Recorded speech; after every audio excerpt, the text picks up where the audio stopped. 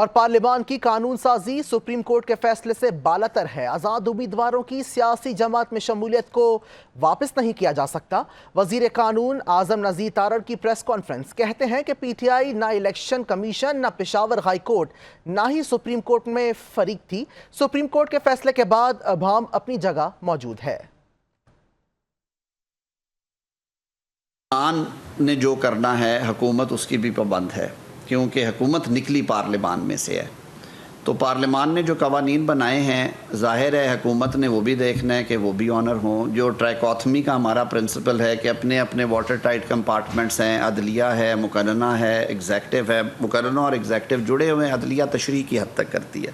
System میں جب آپ کو رکاوٹیں نظر آتی ہیں، سسٹم ڈیلیور نہیں کر رہا ہوتا، تو میرے خیال میں ایگزیکٹو کی بھی ذمہ داری ہے اور یہ پارلیمان کی بھی ذمہ داری ہے کہ عوام کے لیے جو اچھا ہے، جو لٹیگنٹ، جو اصل سٹیک ہولڈر ہے، جس کی طرف دھیان ہی کسی کا نہیں ہے، جو رول گیا ہے، اس کے لیے آپ کچھ اگر اچھا کر سکتے ہیں تو کریں۔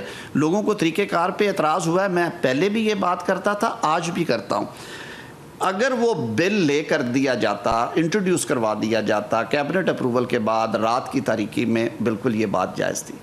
ہمارا تو ابھی وہ ایک کنسنسس ڈیولپ ہونے کے لیے گفت و شنید چل رہی تھی، اس پہ ہی کہہ دیا گیا کہ جی یہ پتہ نہیں کون سا شب خون ہونا تھا۔